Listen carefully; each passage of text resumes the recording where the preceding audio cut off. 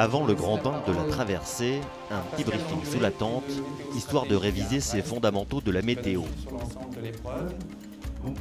Les 27 solitaires de la WOCAP Istanbul vont goûter d'emblée au charme parfois vénéneux de la Méditerranée.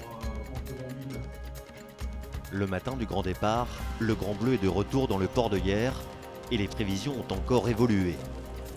De quoi rendre dubitatif Fabien Delahaye, jeune loup de la classe Figaro Beneteau et vainqueur cette année de la Transat AG2R avec Armel Lecléache.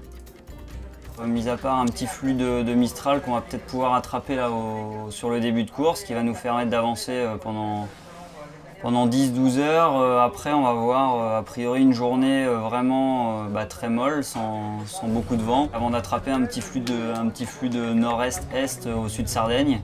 Et après, ça va être du long voyage jusqu'à Ragusa dans du petit temps. Donc c'est une étape pour l'instant qui s'annonce très longue. Entre Hyères et le sud de la Sicile, 580 000 de course, près de 1000 km pour en découdre. Les solitaires de la WOCAP Istanbul vont devoir s'armer de patience, un classique en Méditerranée. On sait que ça va être, il y aura des moments difficiles. Moi j'ai fait 15 jours de yoga avant de venir, en sachant qu'on venait en Méditerranée.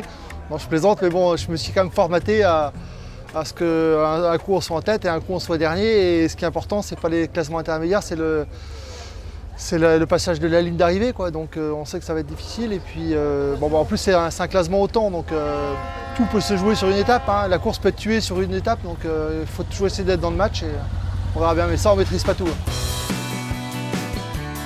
Dimanche midi, sur la ligne de départ, la Grande Bleue a mis les petits plats dans les grands. Soleil et jolie brise en guise de hors-d'œuvre de la première étape.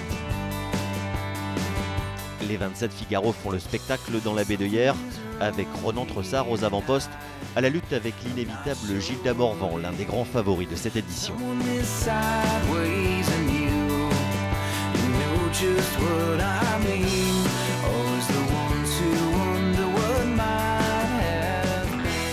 En mode rascaillou entre la presqu'île de Gien et l'île de Porquerolles, les Figaro ont tous mis le cap légèrement vers l'ouest pour profiter du Mistral, avant de mettre les étraves plein sud, direction la Corse, puis la Sardaigne.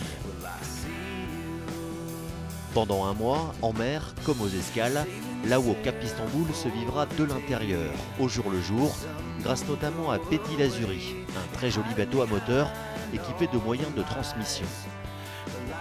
Intense et originale, l'aventure sportive et maritime de la WOCAP Istanbul ne fait que commencer.